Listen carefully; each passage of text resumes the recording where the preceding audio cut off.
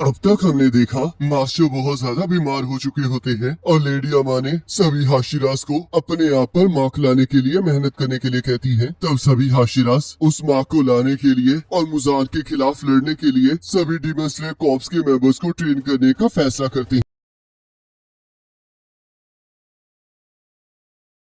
और यूशिरो से होती है। यूशिरो घर के फर्स्ट फ्लोर पर बुक्स को साफ कर रहा होता है और उसे अजीब सा एहसास होता है। तभी तमायो के पास मास्टर ओबियाशिकी का क्रो आ जाता है। क्रो तमायो को बताता है कि डीमन स्लेयर में भी एक ऐसी बच्ची है जो डीमन की बॉडी पर रिसर्च कर रही है। यहाँ पर क्रो शिनोबू के बारे में बात कर रहा होता है। आगे क्रो तमायो को साथ में मिलकर नेजुको को देख रेख करने के लिए कहता है, जिससे वो लोग मिलकर मुजान को हरा सके। इसके लिए क्रो तमायो को उबुयाशिकी मेंशन में रहने के लिए इनवाइट करता है। ये सुनकर तमायो चौंक जाती है। इसके बाद क्रो वहाँ से चला जाता है। क्रो के जाने के बाद यूशिरो भी तमायो के पास भागते हुए आता है और कहता है, यहाँ से जाने के लिए हमारी सारी तैयारियां पूरी हो गई हैं, जिस पर तमायो मना कर देती है। तमायो खिड़की से बाहर की तरफ देखकर कहती है, अब जब नेजुको सूरज की रोशनी में बाहर निकल सकती है, इसकी वजह से अब एक बहुत बड़े बदलाव की शुरुआत हो गई है। शायद ये बदलाव बहुत पहले ही शुरू हो गया था। इसके बाद हमें तमायो की मेमोरीज में एक सीन दिखाया जाता है, जहाँ पर तमायो और मुजान दोनों योरुची के सामने खड़े होते हैं। योरुची को देखकर तमायो को तांजीरो की भी याद आ जाती है। इसके बाद तमायो योशिरो से कहती है, हम यहाँ से मूव कर रहे हैं, पर अब हम कहीं और जा रहे हैं। मैं तुम्हें सारे रिसर्च के रिजल्ट्स को समझा दूंगी। तुम्हें रिसर्च में मेरी हेल्प करनी होगी। हो सकता है कि शायद अब हम आखिरी बार कहीं मूव करेंगे। ये सुनकर ओशिरो भी दंग रह जाता है।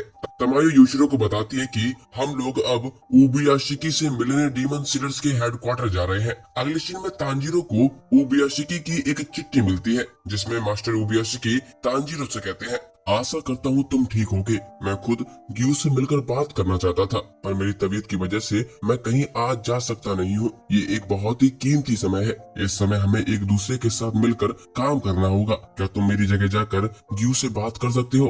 ग्यू हमेशा ही पीछे छूट जाता है। क्या तुम ग्यू को समझा सकते हो, जिससे ग्यू आगे की ओर बढ़ सके? उबुयाशिकी की चिट्ठी पढ़कर तांजीरो भी ग्यू के बारे में सोचने लग जाता है और उससे मिलने का फैसला करता है। इसके बाद तांजीरो अगली सुबह ग्यू को मिलने के लिए निकल जाता है। हम देखते हैं कि तांजीरो का पैर अभी भी सही नहीं हुआ होता। उसे सबसे पहले आई मिलती है। आई तांजीरो से पूछती है, कहीं तुम हाशिरा ट्रेनिंग पर तो नहीं जा रहे हो? इस पर तांजीरो कहता है, नहीं, पर मुझे किसी से मिलना है। आगे तांजीरो आई से पूछता है, अगर कोई इंसान है जो हमेशा ही अकेला रह जाता हो, तो हम उसे कैसे समझाएं कि वो अकेला नहीं है? इस पर आई कहती है, मुझे इस बारे में ज्यादा कुछ पता नहीं है। अगर उसकी जगह मैं होती तो मैं अकेला ही रहना चाहती। इसके बाद आओई तांजीरो को थोड़ी देर रुकने के लिए कहती है और कुछ लेने के लिए चली जाती है। तांजीरो सोचता है, ग्यू से बात करना बहुत ही ज्यादा मुश्किल होने वाला है। आगे आओई आकर तांजीरो का खाना पैक करके दे देती है और कहती है कि ये खाना तुम्हारे और तुम जिससे मिलने जा रहे हो उसके लिए है। चाहे कुछ भी हो जाए,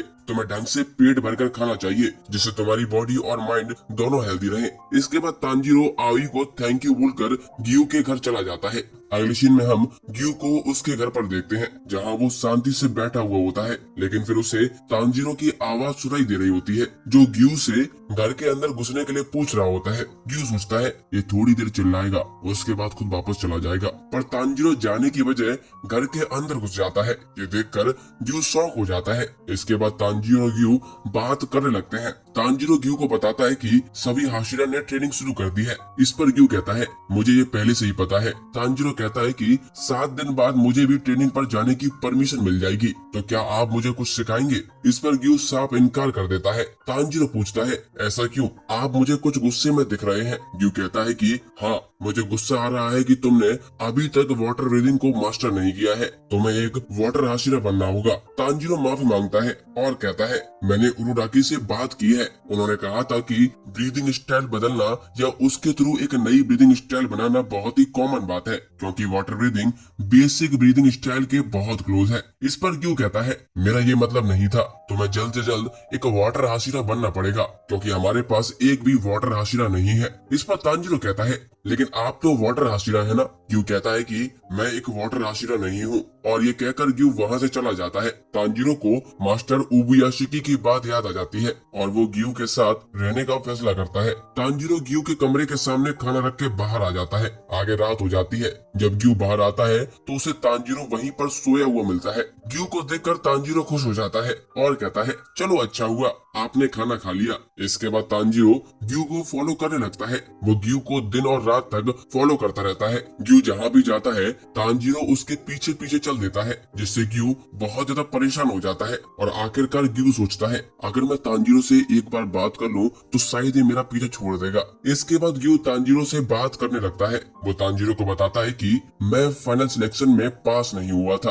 उस फाइनल सिलेक्शन में मेरे जैसा एक और लड़का था जिसके परिवार को एक डीमन ने मार दिया था। उसका नाम था साबितो। हम दोनों ने फाइनल सिलेक्शन साथ में दिया था। हम दोनों 13 साल के थे और क्योंकि हम दोनों अकेले थे इसीलिए हम लोग जल्दी दोस्त बन गए। साबितो बहुत ही स्ट्रांग था और साथ ही में वो एक दयालु लड़का था जिसे न्याय के बारे में बहुत अच्छे से पता था। उस साल सिलेक्शन में केवल साबितो की मौत हुई थी। साबितो ने आसानी से उस सिलेक्शन में सारे डीमंस को मार दिया था, जिसकी वजह से सभी पास हो गए थे, पर साबितो खुद नहीं बच पाया। उस सिलेक्शन की शुरुआत में ही मुझे चोट लग गई थी, लेकिन साबितो ने मुझे बचा लिया था। हमें पता चलता है कि साबितो भी एक water breathing style demon cedar था। आगे साबितो को एक और लड़के की पुकार सुनाई देती है, जिसके बाद साबितो उसकी हेल्प करने के लिए चला जाता है, जबकि खुद ग्यू बेहोश हो जाता है। ग्यू को 7 दिन बाद होश आता है। तब तक फाइनल सिलेक्शन खत्म हो चुका होता है। ग्यू बताता है कि मैंने एक सिंगल डीमन को भी नहीं मारा, उसके बाद भी मैं पास हो गया क्योंकि मैं किसी तरह से बच गया था। मैं एक वाटर आश्रय बनने के लायक नहीं हूँ। मैं बाकियों की तरह बहादुर नहीं हूँ। मैं अलग हूँ। मुझे डीमन सीडर कॉर्प्स में रहने का कोई हक नहीं है। तो मैं एक हाशिरा से ट्रेनिंग लेनी चाहिए, मुझसे नहीं, क्योंकि मेरे अंदर वैसे कर्स मार्ग मैनिफेस्ट नहीं होने वाले हैं। तो तुम अपना समय मुझ पर वेस्ट मत करो। ये कहकर ग्यू वहाँ से चला जाता है। ग्यू की बात सुनकर तांजीरो सोचता है मैं समझ सकता हूँ कि किसी को खोने का दर्द कैसा होता है। तुम अभी यही सोच रहे होगे कि काश साबितो की जगह पर मैं मर जाता तो ज्यादा अच्छा होता। ऊपर से जब वो आपको बचाते हुए मरा हो तो ये फीलिंग बहुत ही ज्यादा खराब होती है। तांजीरो की आंखों में भी आंसू आने लगते हैं। तांजीरो आगे सोचता है साबितो वही लड़का है जिसने मुझे पहाड़ों पर ट्रेन किया था। मुझे अब अजीब लगता है कि जिसने मुझे ट्रेन किया था वो जिंदा नहीं था। अगर साबितो फाइनल सिलेक्शन के दौरान मारा नहीं जाता तो वो अभी ग्यू की उम्र का होता। उसने फाइनल सिलेक्शन के दौरान सबकी हेल्प की, लेकिन मैं सिर्फ अपने आप को बचा रहा था। अगर साबितो जिंदा होता तो वो जरूर एक महान तलवारबाज होता, और शायद इसीलिए ग्यू सोचते हैं कि काश वो साबितो की जगह मर गए होते। मैं ये समझ सकता हूँ क्योंकि मैंने भी ये महसूस किया था। रैन गोकू ने अपनी जान देकर हम सबकी जान बचाई थी। वो सबसे स्ट्रांग थे। उस समय मैं भी यही सोच रहा था कि काश मैं उनकी जगह मर गया होता तो ज्यादा अच्छा होता। शायद रैन गोकू एक दिन मूजान को हराने में जरूर कामयाब हो जाते, लेकिन फिर इनोस्को ने मुझे समझाया था। तांजीरो सोचता है मुझे भी ग्यू को समझाना चाहिए, लेकिन मुझे आखिर क्या कहना चाहिए। उन्होंने अपने सफर के दौरान बहुत सी समस्याओं का सामना किया होगा, जिसके कारण ग्यू स्ट्रांग बन पाई और इसीलिए वो आज एक हाशिरा है। मैं नहीं जानता कि मुझे ग्यू से क्या कहना चाहिए, लेकिन मैं जरूर उनसे एक बात कहना चाहूंगा। इसके बाद तांजीरो ग्यू से कहता है कि क्या आपको नहीं लगता कि साबितो ने जो आपको जिम्मेदारी दी थी वो आपको पूरी करनी चाहिए। तांजीरो की ये बात सुनकर ग्यू वहीं रुक जाता है। ग्यू को साबितो की एक बात याद आ जाती है, जहाँ साबितो ग्यू को थप्पड़ लगाता है और कहता है तुम मुझसे दोबारा मरने की बात मत करना, वरना हमारी दोस्ती खत्म हो जाएगी। तुम्हारी बहन नेक्स्ट डे शादी करने वाली थी, लेकिन फिर भी उसने तुम्हारी एक डीमन से बचाने के लिए अपनी जान दे दी, तो तुम्हें उसके सेक्रीफाइस को वेस्ट नहीं करना चाहिए। तुम्हारी बहन ने तुम्हारी जिंदगी के लिए